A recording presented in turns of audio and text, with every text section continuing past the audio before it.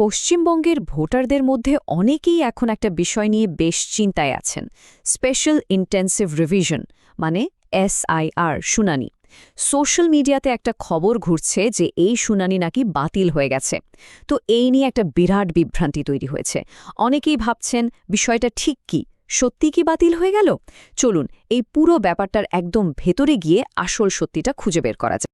Social মিডিয়ায় খবরটা যেভাবে ছড়িয়েছে তাতেই প্রশ্নটা তো উঠবেই। বিশেষ করে যাদের কাছে শুনানির নোটিশ এসে পৌঁছেছে তারা তো রীতিমতো দুশ্চিন্তায় পড়ে গেছেন, মানে তাদের ভোটের অধিকারের কি হবে।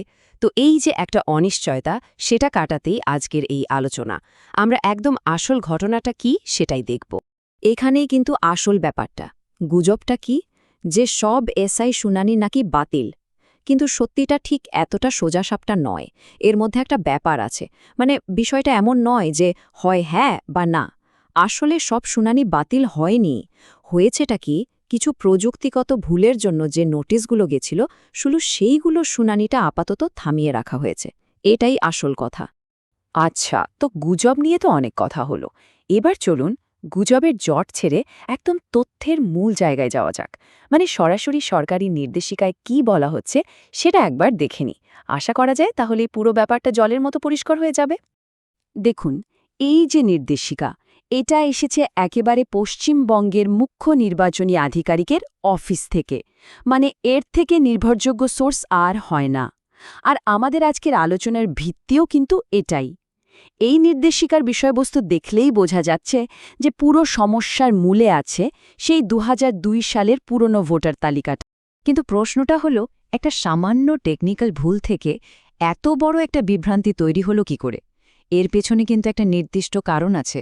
চলুন এবার সেই কারণটাই খুঁজে বের করা যাক। ঠিক কি ঘটেছিল আসলে? আর সমস্যাটা কিন্তু ছোটখাটো নয়, এর ব্যাপ্তি বিশাল। প্রায় ১,৩৬,০০,০০০। ভাবা যায় এই বিপুল সংখ্যক ভোটারের ডেটাতে কিছু গরমিলের আশঙ্কা করা হচ্ছে।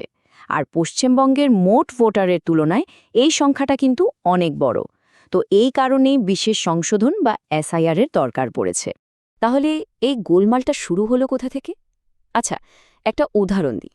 ধরুন একটা পুরনো বাংলা বইকে ডিজিটালি কনভার্ট করা হচ্ছে, আর স্ক্যান করতে গিয়ে কিছু অক্ষর ভুলভাল উঠে গেল। এখানেও ঠিক সেই রকমই একটা ব্যাপার ঘটেছে।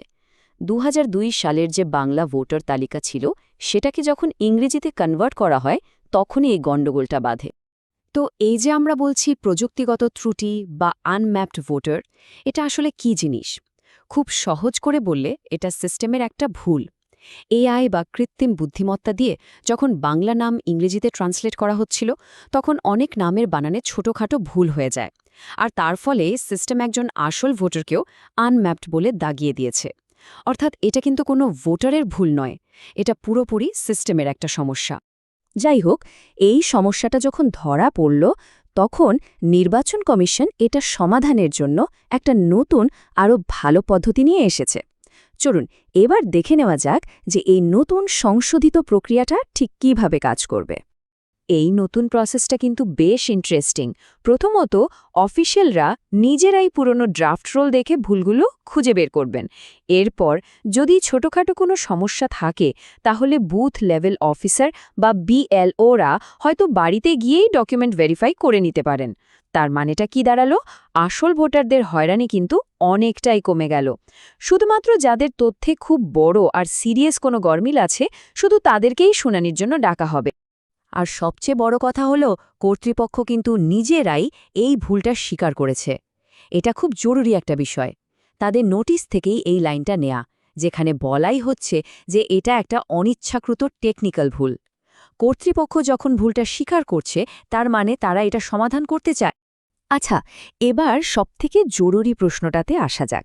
এই যে নতুন নির্দেশিকা এলো, এর ফলে ঠিক কাদের শুনানিতে যেতে হবে আর কাদের যেতে হবে না, এই অংশটা কিন্তু খুব মন দিয়ে বোঝার মতো, কারণ এটা অনেকের সাথেই সরাসরি যুক্ত। এই টেবিলটা দেখলে বিষয়টা আরও পরিষ্কার হয়ে যাবে। যদি সমস্যাটা প্রথম দুটো ক্যাটেগরির হয়, মানে ধরুন বানানে সামান্য ভুল বা অ্যাপে আনম্যাপড দেখাচ্ছে, এই ধরনের টেকনিক্যাল সমস্যা হলে চিন্তার কিছু নেই। কিন্তু যদি নাম বা আত্মীয়র বিবরণে বড়সড় কোনো পার্থক্য থাকে বা ডকুমেন্টে কোনো গুরুতর সমস্যা থাকে, তাহলে কিন্তু শুনানির দরকার হবে। তাহলে পুরো ব্যাপারটার মূল কথাটা কি? মূল কথাটা হলো সিস্টেমের একটা ভুলের জন্য যেন কোনো আসল ভোটারকে অকারণে হয়রান হতে না হয়। আর সেই কারণে এই নতুন প্রক্রিয়াটা নিঃসন্দেহে সব ভোটারের জন্যই একটা বড় স্বস্তির খবর। চলুন সব বিভ্রান্তি ঝেড়ে ফেলে শেষবারের মতো মূল পয়েন্টগুলো একবার দেখে নেওয়া যাক। এত আলোচনার পর আমাদের ফাইনাল টেকঅ্যাওয়েটা কি? এই চার্টটা দেখুন, এক ঝলকেই পুরো ছবিটা পরিষ্কার। মানে পরিস্থিতিটা কিন্তু বেশ মিশ্র। একদিকে টেকনিক্যাল ভুলের নোটিশগুলো বাতিল বা স্থগিত করা হচ্ছে, আবার অন্যদিকে যেখানে সমস্যাটা গুরুত্বপূর্ণ সেখানে শুনানি কিন্তু আগের মতোই চলবে। সুতরাং বোঝাই যাচ্ছে ঢালাওভাবে সব শুনানি বাতিল হয়ে যাচ্ছে এই কথাটা ঠিক নয়। তাহলে এত কিছুর পর একজন ভোটারের জন্য সবচেয়ে জরুরি মনে রাখার মতো বিষয় কোনটা? মূল কথাটা হলো এটাই, এই পুরো প্রক্রিয়াটা এখন অনেক বেশি টার্গেটেড বা ফোকাসড। তাই যদি কারো তথ্যে সত্যি বড় কোনো গরমিল থাকে তাহলে শুনানির জন্য নোটিশ আসতেই পারে। আর যদি সমস্যাটা ওই ছোটখাটো প্রযুক্তিগত ভুলের হয় তাহলে সম্ভবত বিএলওর ভিজিটিং সেটা সমাধান হয়ে যাবে। শেষ পর্যন্ত এই গোটা সংশোধন প্রক্রিয়ার একটাই উদ্দেশ্য, একটা একদম নিখুঁত আর স্বচ্ছ ভোটার তালিকা তৈরি করা। এখন দেখার এই পর্যালোচনার পর চূড়ান্ত তালিকাটা কি দাঁড়ায়। অবশ্যই সঠিক তথ্যের জন্য সব সময় নির্বাচন কমিশনের অফিসিয়াল ওয়েবসাইটের উপরই ভরসা রাখা উচিত।